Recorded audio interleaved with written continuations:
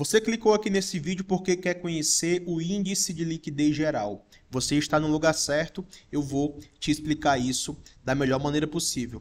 Eu sou o Marterson Castelo Branco, eu vou pedir que você se inscreva no canal, ative as notificações e você está vendo aí na tela este meu curso que eu mesmo preparei de contabilidade financeira, contabilidade tributária, análise de balanço e DRE, direito tributário, mais PIS e COFINS. São 5 cursos em um, com mais de 20 horas de conteúdo gravado, que eu vou deixar à sua disposição. Você só precisa clicar no link da descrição para conhecer, tudo bem? Se você não adquirir de qualquer maneira, eu vou pedir que você se inscreva no canal, ative as notificações e envie esse vídeo para teus colegas de contabilidade, administração e finanças. Fique agora com o índice de liquidez geral. Abraço! Bem, vamos aqui dando continuidade aos nossos estudos, vamos falar sobre os índices de liquidez, tudo bem? Vamos estudar os 4 índices, a liquidez geral, a liquidez corrente, a liquidez seca e a liquidez imediata, e vamos entender como poderemos usar cada um desses índices na nossa análise, tanto analisando a nossa empresa, como analisando outra empresa, tudo bem? Então, vamos aqui, olha só. Liquidez, de forma geral, representa a conversão de um ativo em dinheiro. Índices de liquidez consistem em maneiras de medir a facilidade e a velocidade com que um ativo se transforma em dinheiro. Esse índice é feito com o balanço patrimonial. Então, primeira coisa, nós só iremos fazer análise de liquidez do balanço patrimonial, beleza? Segunda coisa, liquidez tem a ver com a velocidade que um ativo se transforma em dinheiro. Olha só, nós temos aqui o ativo de uma empresa, tudo bem? E quanto mais acima, tá? Quanto mais lá em cima, o que nós temos? Nós temos o ativo mais líquido. Qual o ativo mais líquido de uma empresa? Caixa e equivalente de caixa. Dentro de caixa e equivalente de caixa, nós temos o quê? O caixa mesmo, temos bancos, aplicações financeiras de curto prazo, tudo bem? Veja, aqui tem aplicações financeiras separadas de caixa equivalente de caixa, mas pode existir também, tudo bem? Caso a empresa tenha poucas aplicações financeiras, esse valor pode estar dentro de caixa e equivalente de caixa. Isso tudo depende da decisão da empresa. Ou seja, quanto mais líquido um ativo, mais para cima ele vai ficando, tudo bem? Contas a receber de clientes, como você está vendo aqui, é a terceira conta mais líquida, ou seja, é a terceira conta com mais velocidade de se transformar em dinheiro. Veja, vamos analisar essas 4 primeiras contas. Caixa e equivalente de caixa, aplicações financeiras, contas a receber de clientes e estoques. Dessas 4 primeiras contas, a conta mais líquida é caixa. Por quê? Porque o dinheiro já está lá. E equivalente de caixa. Por quê? Porque são valores no banco. Tudo bem? Não está propriamente dentro da empresa o dinheiro no banco, mas já está à disposição. Aplicações financeiras também é uma conta muito líquida, mas não mais líquida do que a caixa.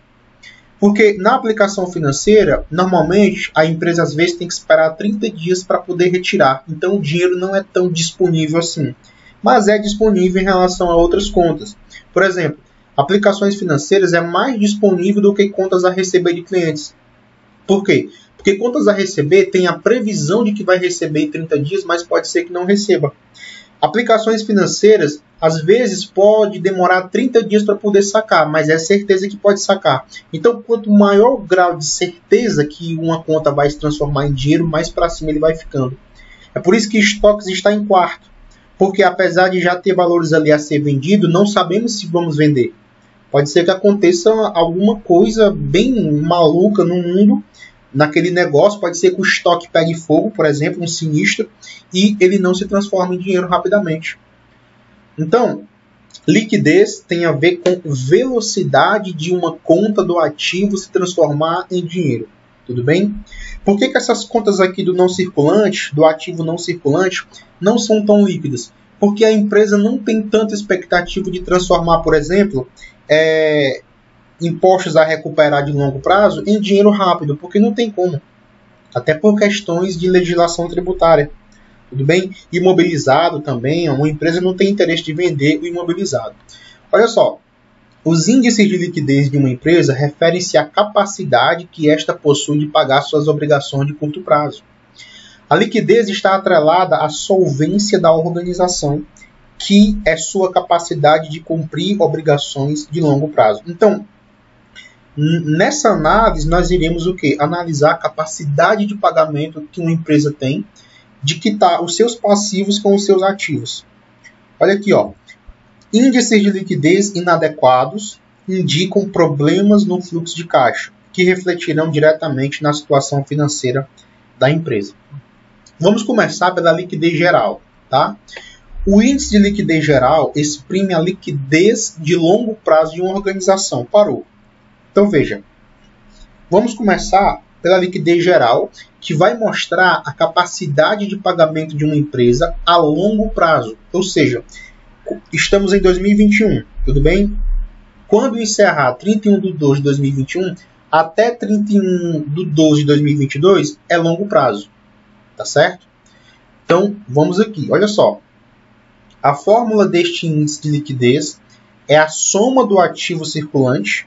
Veja, ativo circulante com o ativo realizável a longo prazo, dividido por passivo circulante, mais passivo não circulante. Então vamos aqui, ó. A gente vai pegar um balanço patrimonial e vamos calcular ativo circulante mais ativo realizável a longo prazo, dividido por passivo circulante e passivo não circulante. Tudo bem? Então, eu vou aqui fazer na prática só para mostrar para você. Então veja, abri aqui um balanço patrimonial, tudo bem? E veja como é que nós vamos fazer. Nós estamos vendo aqui o ativo, tá? O ativo, e iremos pegar o quê? O circulante, né? Tá aqui, ó, esse valor. Iremos aqui, ó, 1.686.449, tá? Mais o ativo não circulante. Tá aqui ele, ó. Vamos lá, vamos calcular. 1.636.062, que dá este valor aqui, tudo bem? Aí eu vou colocar aqui ativo circulante mais ativo não circulante. Agora vamos lá para o passivo. Vamos pegar aqui, ó, passivo circulante mais passivo não circulante. Vamos lá. Vamos aqui, ó. Passivo circulante, cadê? 682.193. Mais passivo não circulante, cadê? Aqui, ó. Cadê? 259.505. 259.505. Que dá este valor aqui, ó. Aí a gente faz isso aqui. Tudo bem? Aí o que a gente faz? A gente vai pegar o ativo circulante mais o não circulante e vai dividir por esse valor aqui. Vamos lá. Dividido por 941.698. E vai dar este índice aqui, ó.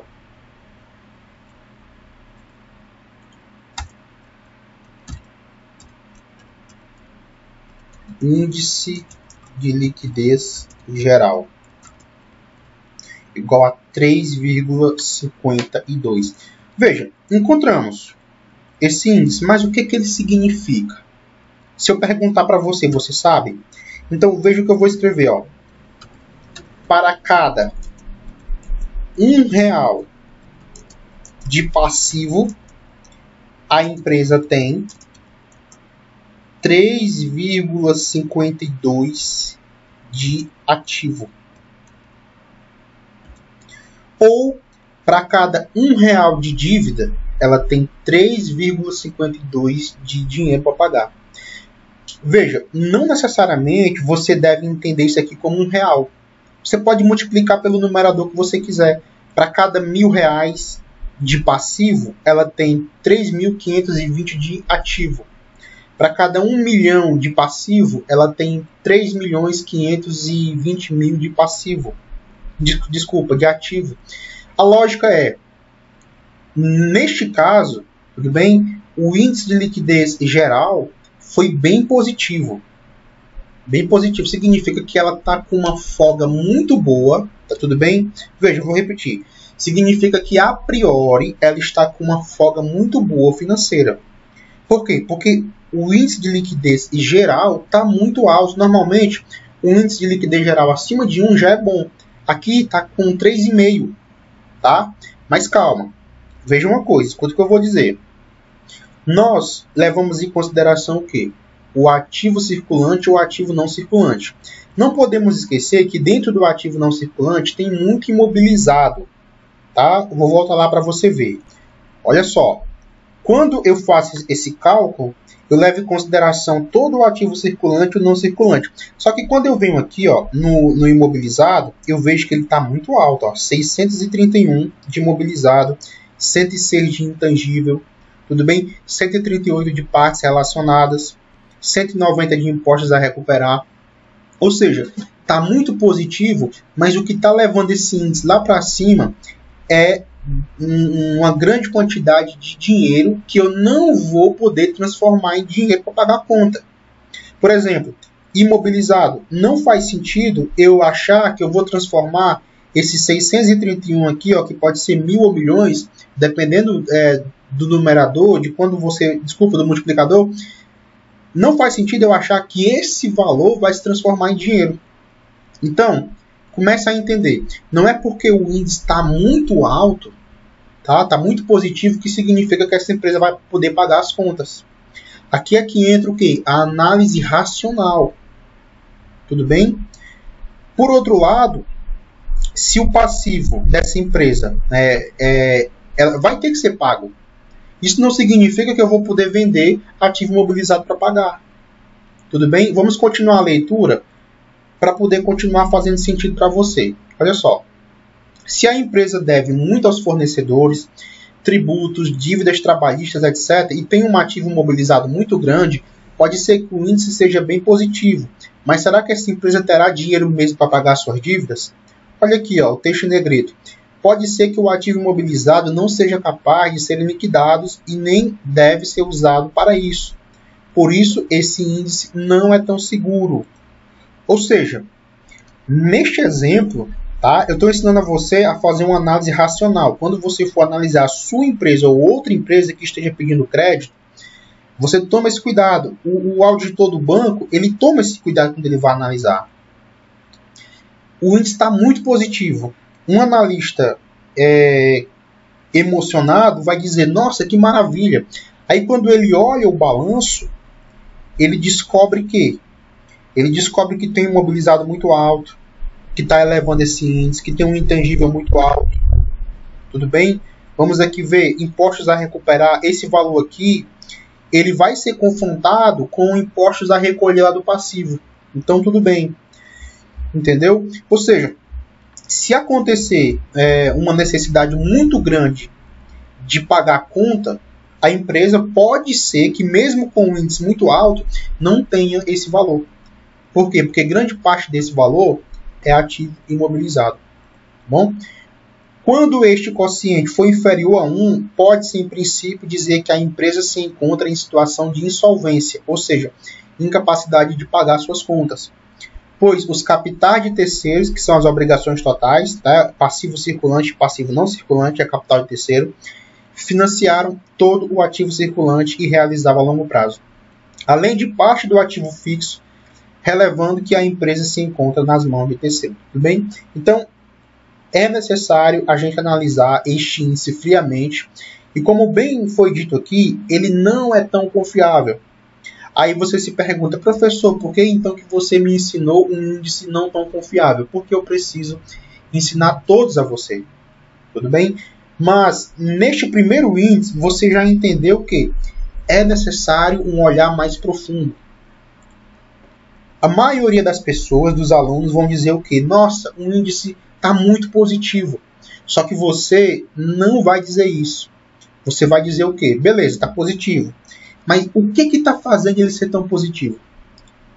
Será que é mais ativos líquidos ou mais ativos que não são líquidos que está aumentando esse índice? Tudo bem? Tudo isso refletirá na verdadeira liquidez de uma empresa. Tá certo? Um aspecto importante na análise desse quociente diz respeito aos prazos. Preste bem atenção nisso aqui, ó.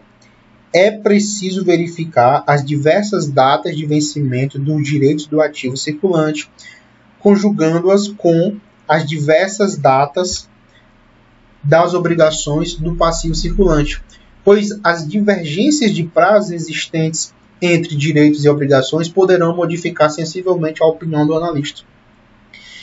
Em uma determinada empresa, por exemplo, poderá ocorrer que todos os direitos de curto prazo sejam recebidos no máximo 60 dias, enquanto as obrigações de curto prazo tenham vencimentos em períodos superiores a 120 dias. Ou seja, percebe como essa análise deve ser mais profunda? Prazo, né? Prazo médio para recebimento. Vamos supor, 60 dias. Prazo médio para pagamento. Vamos colocar aqui 80 dias. Então, o prazo para pagar está um pouco maior do que o prazo para receber. Então, mesmo que esse índice aqui estivesse muito próximo de 1, tudo bem? Significaria que nessa situação aqui, sobre os prazos, a empresa estaria numa situação bastante confortável. Agora,